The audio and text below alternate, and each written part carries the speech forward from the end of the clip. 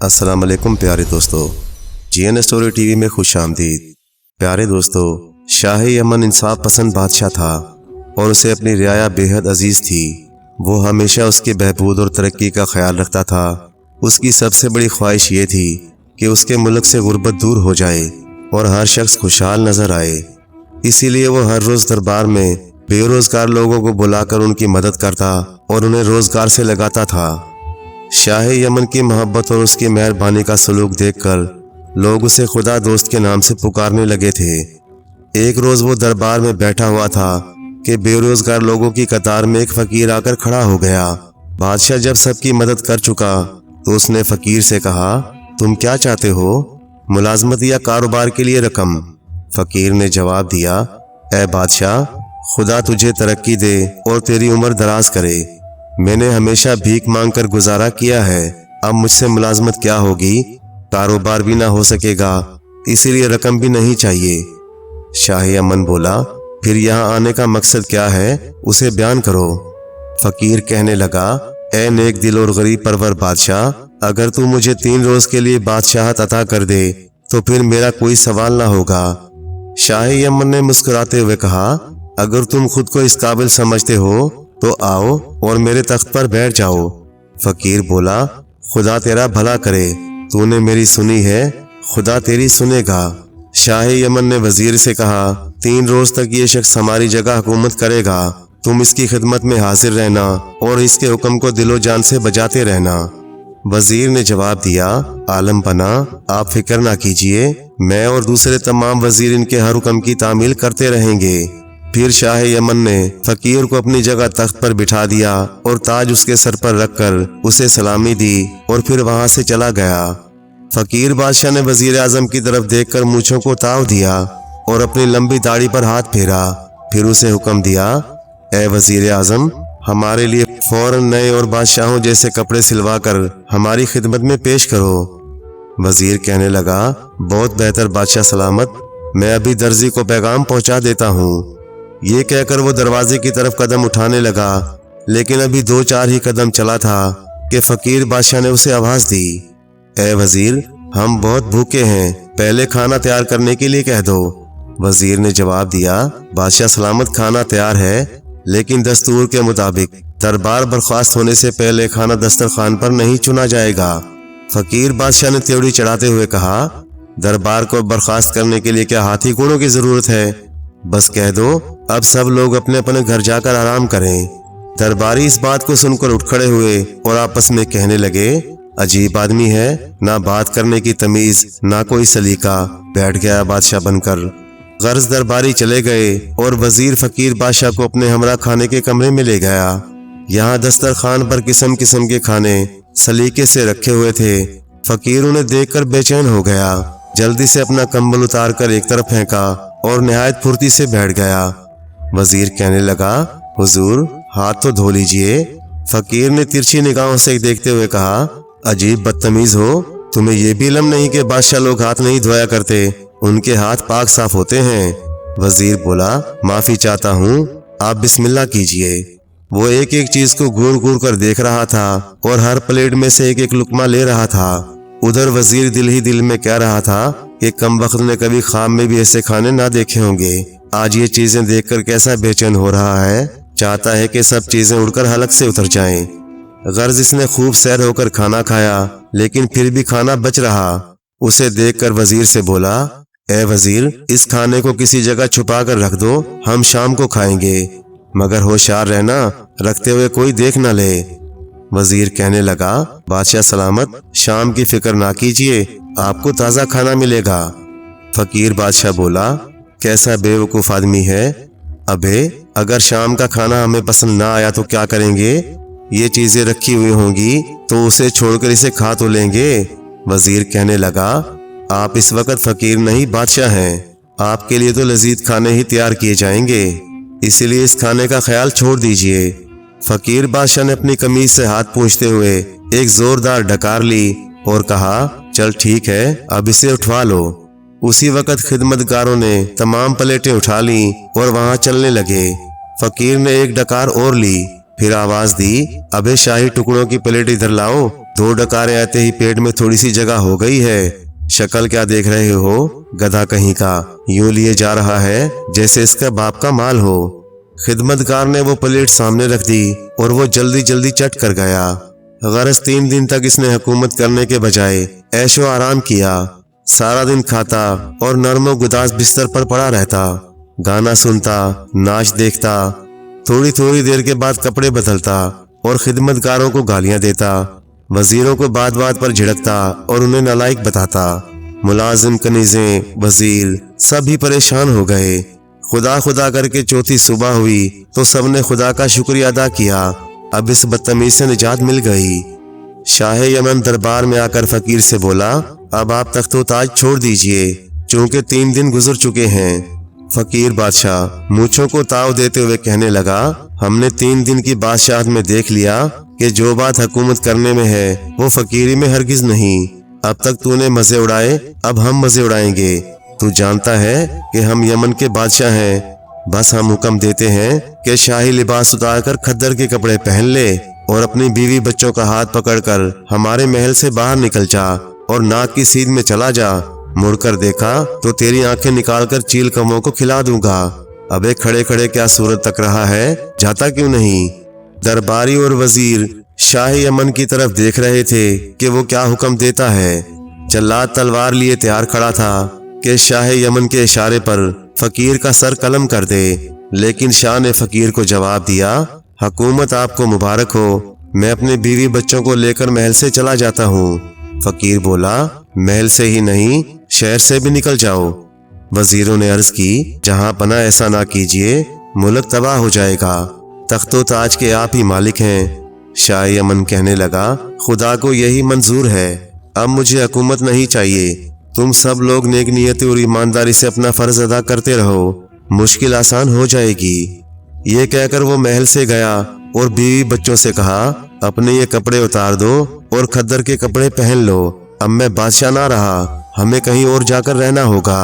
बच्चे खामोश थे, बीवी हैरान थी, लेकिन उन्होंने जबान से एक लफ्ज भी ना कहा और कपड़े बदलकर उसके साथ हो लिए। शाह यमन के 2 लड़के थे, नसीम और शमीम। नसीम 9 बरस का था और शमीम 7 बरस का। वो दोनों का हाथ पकड़े हुए और अपनी मलका आलम आरा के साथ महल से निकला और जंगल की तरफ चल दिया। बच्चे चलते चलते थक जाते तो उन्हें कांधों पर बिठा लेता। आलम आरा हाँफ जाती तो किसी दरख्त के नीचे दम लेने के लिए बैठ जाती। इसी तरह वो चलते रहे और 1 हफ्ते के बाद एक छोटे से शहर में पहुंच गए। मलका ने कहा, हमें शहर में ही ठहर जाना चाहिए, किसी सराय में कोठरी किराए पर ले लीजिए ताकि सर छुपाने को मिल जाए, फिर आप मेहनत मजदूरी करके 4 पैसे कमाइए। शाह को ये तजवीज पसंद आई और इसने सराय में कोठरी किराए पर हासिल कर ली। दूसरे दिन उसी शहर के बाहर एक सौदागरों के काफिले ने पड़ाव डाला और सौदागर अपने कयाम के लिए जगह तलाश करने शहर में आया। वो इधर उधर घूमता हुआ सराय के दरवाजे पर पहुंचा और घोड़े से उतरकर सराय में गया। यहाँ इसकी मुलाकात शाह यमन से हो गई। वो शाह की सूरत देखकर दिल में कहने लगा, शरीफ आदमी है, नेक चलन और खिदमत गुजार मालूम होता है, इसे फरेब देना चाहिए। फिर इसने शाह से कहा, हुजूर मैं एक सौदागर हूँ और मेरा काफिला शहर से बाहर ठहरा हुआ है। मेरी बीवी के यहाँ बच्चा होने वाला है, लेकिन हमारे काफिले में दूसरी कोई औरत नहीं। अगर अपनी बीवी को मेरे साथ भेज दें तो मेरी बीवी की जान बच जाएगी। शाह यमन को उसके हाल पर तरस आ गया और इसने अपनी बीवी आलम आरा को उसके हमरा कर दिया। सौदागर आलम आरा को साथ लेकर थोड़ी दूर तक पैदल चलने लगा। फिर कहने लगा, काफिला दूर है, आप पैदल चलते चलते थक जाएंगी, इसलिए मेरे साथ घोड़े पर बैठ जाइए, इस तरह हम जल्द पहुंच जाएंगे और थकन भी ना होगी। आलम आरा उसके साथ घोड़े पर बैठ गई। फिर इसने घोड़े को एड़ लगाई और वह हवा से बातें करने लगा। थोड़ी ही देर के बाद वो काफिले के पास पहुंच गया। इसने घोड़े की लगाम में खींचकर उसकी रफ्तार कम की और काफिले वालों को हुक्म दिया कि मैं जा रहा हूँ, तुम भी फौरन मेरे पीछे रवाना हो जाओ। फिर वो घोड़े को सर पर दौड़ाता हुआ एक तरफ चल दिया। आलम आरा शोर मचाने लगी कि तू मुझे कहाँ ले जा रहा है, घोड़े को रोक, मैं तेरे साथ नहीं जाऊंगी। लेकिन इसने एक ना सुनी और घोड़े को दौड़ाता हुआ दूर निकल गया। उधर शाह यमन से भटियारी ने आकर कहा, हुजूर ताज्जुब की बात है कि शरीफ आदमी होते हुए आपने अपनी बीवी को ایک غیر مرد کے ساتھ روانہ کر دیا اور وہ اسے گھوڑے پر بٹھا کر لے گیا۔ شاہ نے کہا وہ تو اسے پیدل لے کر گیا تھا، اگر وہ مجھ سے کہتا کہ میں گھوڑے پر بٹھا کر لے جاؤں گا تو میں ہرگز اجازت نہ دیتا۔ بھٹیاری کہنے لگی اس شہر میں بہت سے بدماش لوگ سوداگروں کے بھیس میں بھی آتے ہیں اور یہاں ٹھہرے ہوئے مسافروں کو دھوکہ دے کر بھاگ جاتے ہیں، اس لیے آپ نے بہت برا کیا جو اپنی بیوی کو اس کے ساتھ روانہ کر دیا۔ شاہ یہ بات سن کر بہت گھبرایا اور فوراً ہی دونوں لڑکوں کو ساتھ لے کر اسی راستے پر چل دیا جس پر سوداگر گیا تھا۔ چلتے چلتے وہ اس جگہ پہنچ گیا جہاں قافلہ ٹھہرا تھا۔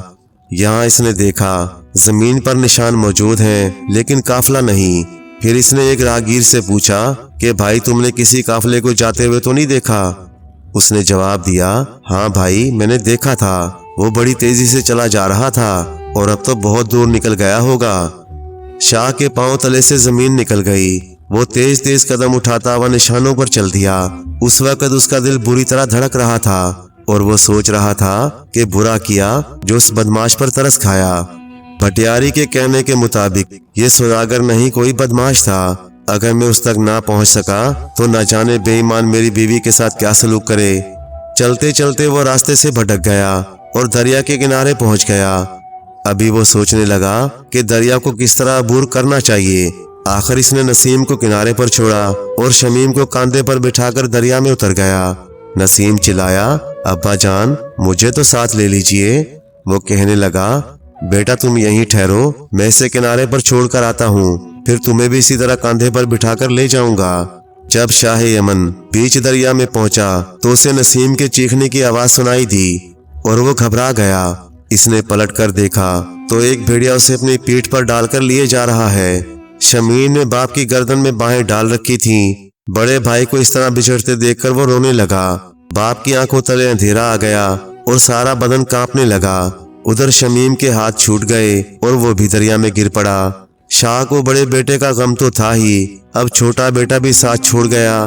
دریا میں بہت ہاتھ پاؤں مارے لیکن اس کا کہیں پتہ نہ چلا۔ آخر وہ اپنی بدنصیبی پر آنسو بہاتا ہوا کنارے پر چلا گیا اور رو رو کر خدا سے کہنے لگا یا الہی مجھے کس گناہ کی سزا مل رہی ہے؟ میں نے تو ہمیشہ تیرے بندوں کی خدمت کی ہے، کبھی کسی کے دل کو ٹھیس نہیں پہنچائی، پھر یہ مصیبتیں کس لیے؟ روتے روتے اس کی آنکھیں سرخ ہو گئیں۔ آخر وہ اٹھا اور آنسو بہاتا ہوا چل دیا۔ وہ چلتا رہا لیکن چلا نہیں جاتا تھا۔ بیٹوں کی جدائی کے غم نے جیسے اس کی ساری طاقت چھین لی تھی۔ ٹانگیں لڑکھڑا رہی تھیں، دل بیٹھا جا رہا تھا اور سر چکرا رہا تھا۔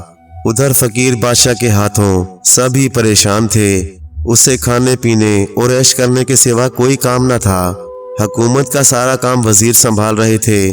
فقیر اگرچہ ان کے ساتھ ادنا غلاموں اور نوکروں کی طرح پیش آتا تھا اور انہیں یہ بات ناگوار بھی گزرتی تھی، لیکن وہ اس خیال سے خاموش تھے کہ ملازمت سے لگے ہوئے ہیں، اگر علیحدہ کر دیے گئے تو پھر کیا کریں گے؟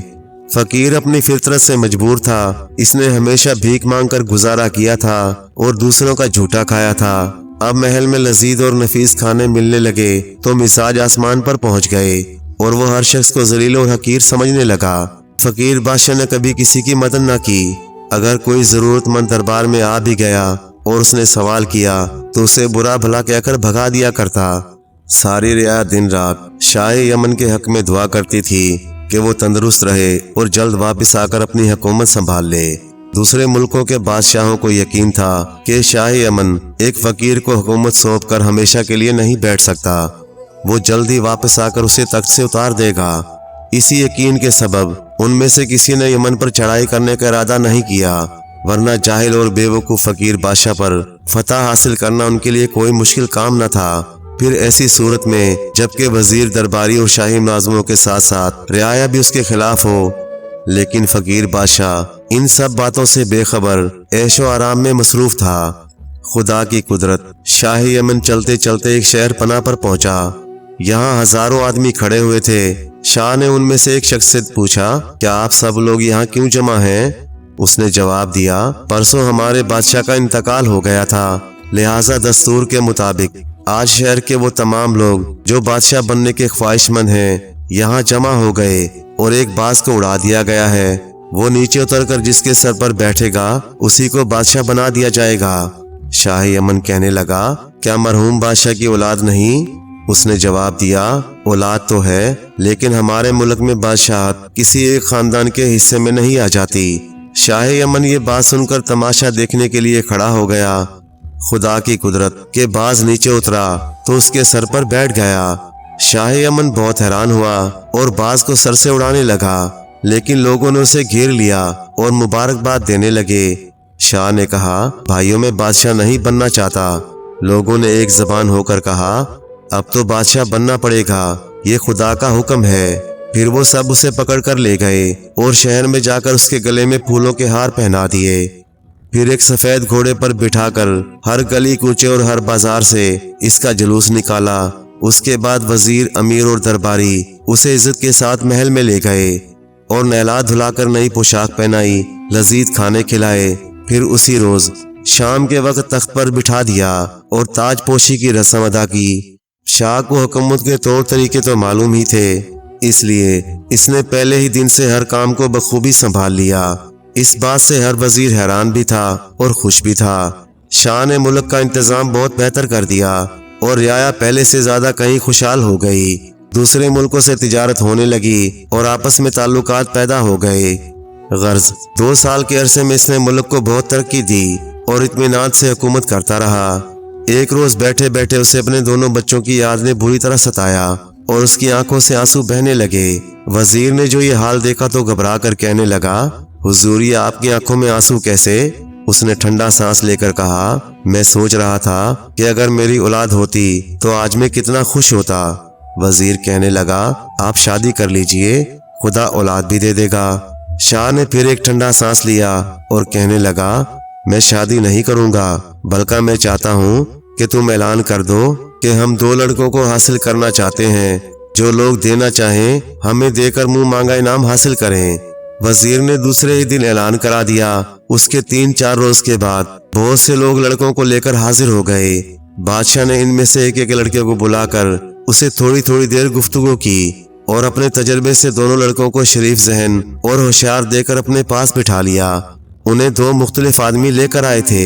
بادشاہ نے ان دونوں کو 5-5 ہزار اشرفیاں دے کر رخصت کر دیا اور لڑکوں کو نئی پوشاکیں پہنوا کر ان سے کہا ہم تم دونوں کو اپنی اولاد کی طرح سمجھتے ہیں اور ہمیشہ تمہاری بھلائی کا خیال رکھیں گے۔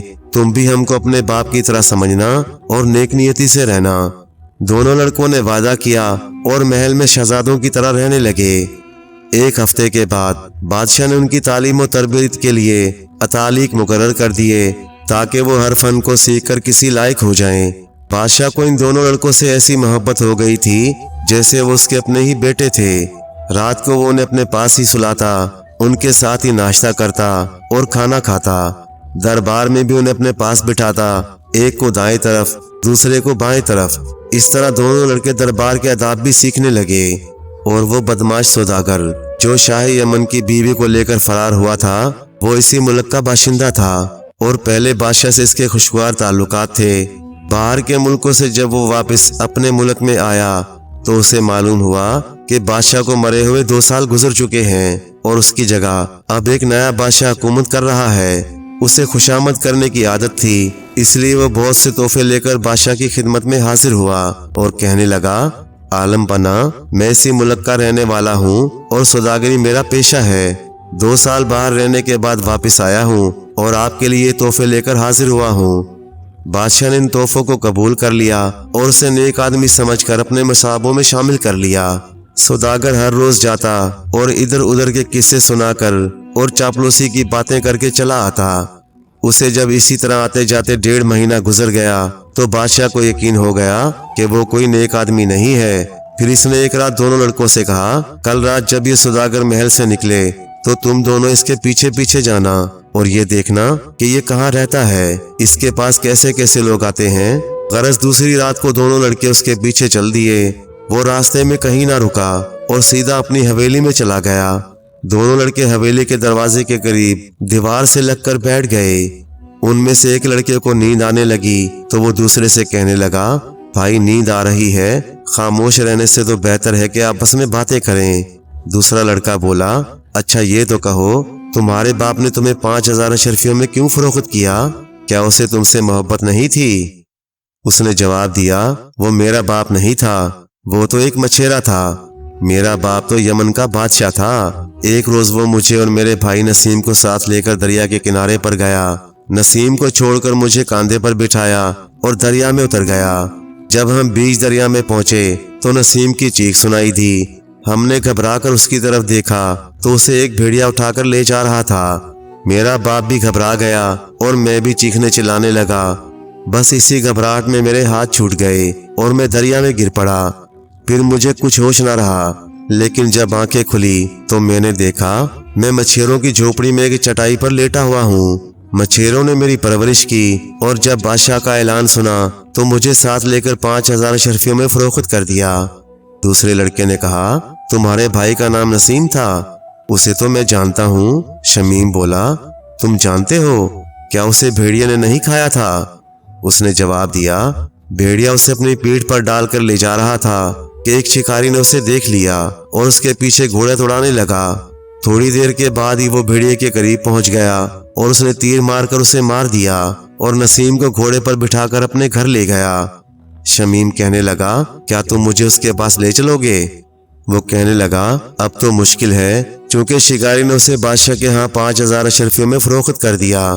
شمیم بھائی جان کہہ کر اسے چمٹ گیا۔ دونوں کی آنکھوں سے آنسو ٹپکنے لگے۔ اسی وقت قریب کھڑکی سے آواز آئی، میرے بچوں، تمہاری دکھیاری ماں یہاں قید ہے۔ دونوں نے ایک دوسرے کی صورت دیکھی اور آپس میں کہا، یہ آواز ہماری ماں کی ہے، وہ اسی سوداگر کی قید میں ہے، چلو چل کر بادشاہ سے فریاد کریں۔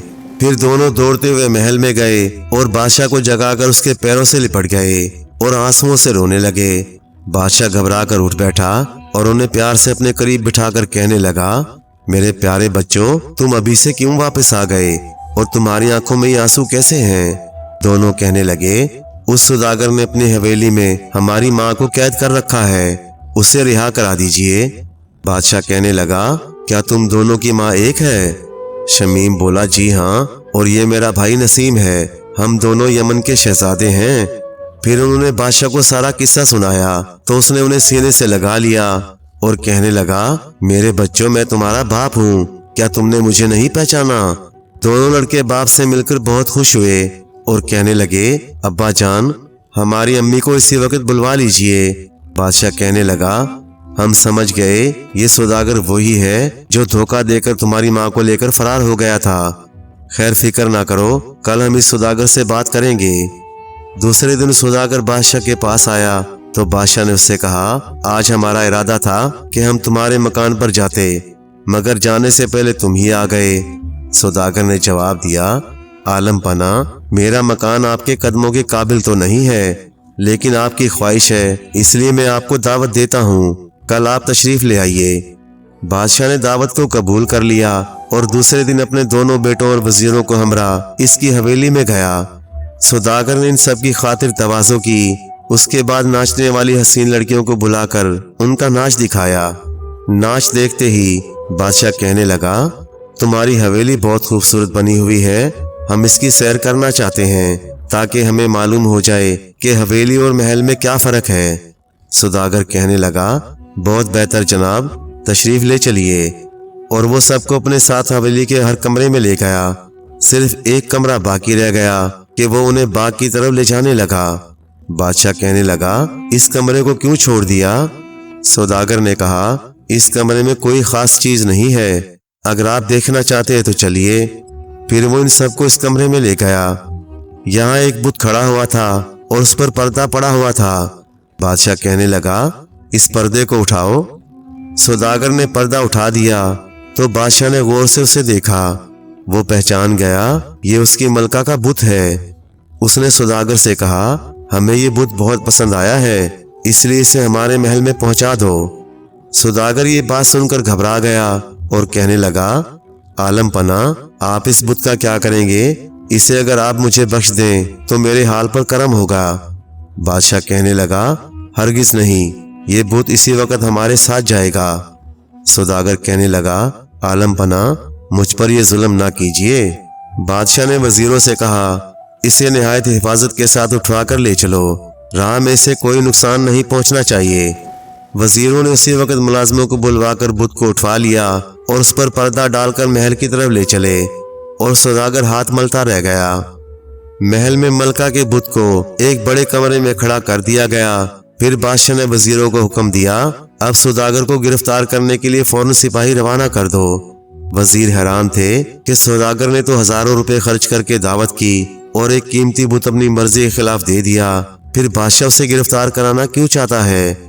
لیکن انہوں نے کچھ نہ کہا اور سپاہیوں کو روانہ کر دیا۔ بادشاہ نے وزیروں کے جانے کے بعد بت کو اور بھی غور سے دیکھا۔ اس کی صورت، قد اور سب کچھ ملکہ ہی جیسا تھا۔ پھر اس نے نسیم اور شمیم سے پوچھا، تم نے رات کو یہ بت دیکھا تھا یا اپنی ماں کو دیکھا تھا؟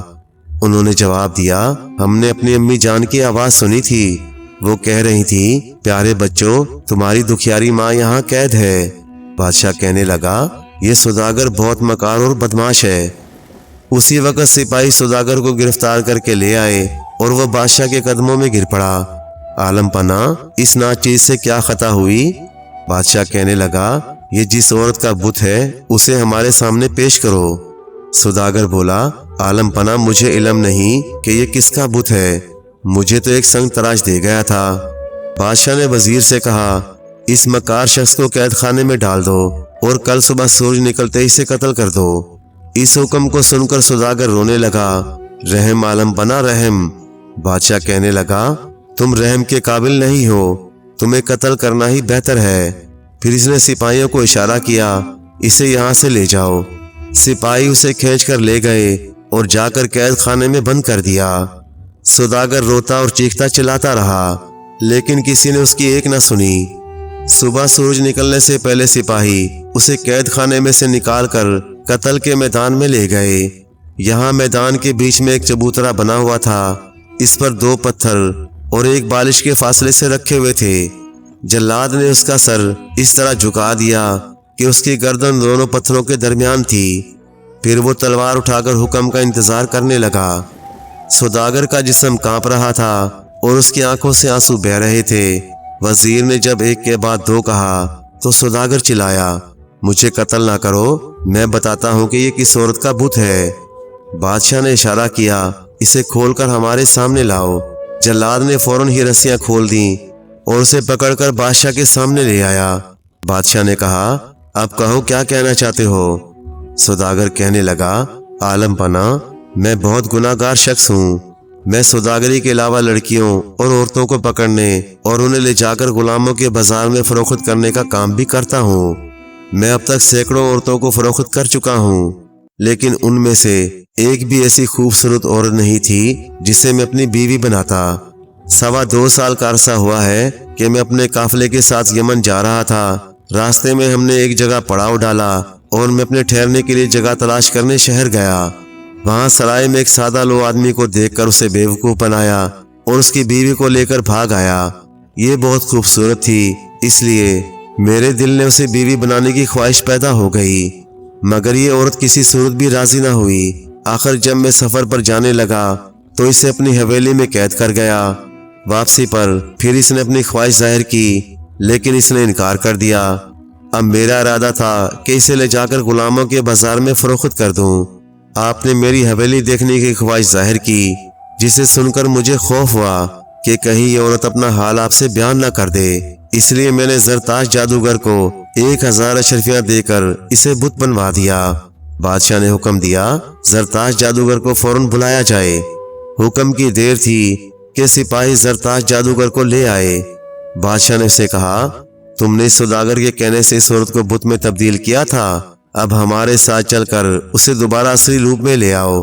زرتاش جادوگر کہنے لگا، یہ غلام اس کی خدمت کے لیے حاضر ہے۔ پھر بادشاہ، وزیر، سوداگر اور سپاہی روانہ ہوئے اور محل میں داخل ہوئے۔ زرتاش نے بت کے گلے میں پڑے ہوئے دھاگے کو کاٹ کر آگ میں جلایا اور کوئی منتر پڑھ کر 3 بار بت پر پھونکا۔ وہ اسی وقت اپنی اصلی شکل میں واپس آ گئی۔ بادشاہ کو دیکھ کر وہ مسکرانے لگی۔ بادشاہ بھی مسکرا دیا۔ شمیم اور نسیم دوڑ کر اس سے لپٹ گئے۔ بادشاہ نے حکم دیا، سوداگر اور زرتاش جادوگر کو ہمیشہ کے لیے ہمارے ملک سے نکال دو، ایسے خطرناک لوگوں کا یہاں رہنا مناسب نہیں۔ غرض دونوں کو ملک سے نکال دیا گیا اور بادشاہ اپنی بچھڑی ہوئی ملکہ اور بچوں کے ساتھ خوش و خرم رہنے لگا۔ کچھ دنوں کے بعد دونوں شہزادے باپ سے اجازت لے کر یمن کی سیر کے لیے گئے۔ وہاں دونوں وزیروں کے گھروں پر جا کر ان سے بھی ملے اور بادشاہ کا حال بیان کیا، جسے سن کر وہ بہت خوش ہوئے اور انہوں نے شہزادوں کو مہمان ٹھہرا لیا۔ پھر آپس میں صلاح مشورہ کر کے فقیر بادشاہ کو کھانے میں زہر دے کر مار دیا۔ شہزادوں کو فقیر کی موت سے دلی خوشی حاصل ہوئی اور وزیر اعظم سے کہا، اب یہاں کا بادشاہ کون ہوگا؟ اس نے جواب دیا، آج ہم تمہارے ساتھ چل رہے ہیں اور تمہارے والد صاحب کو یہاں کا بادشاہ بنائیں گے، چونکہ یہ ملک انہی کا ہے۔ پھر وہ جا کر بادشاہ کو ساتھ لے آئے اور گئی ہوئی حکومتوں سے واپس مل گئی اور وہ دونوں ملکوں پر حکومت کرنے لگا۔ پیارے دوستو، کہانی اچھی لگے تو لائک کریں، چینل کو سبسکرائب کریں اور مزید اسی طرح کی قصے کہانیاں سننے اور دیکھنے کے لیے دیکھتے رہیں جی این اسٹوری ٹی وی۔ شکریہ۔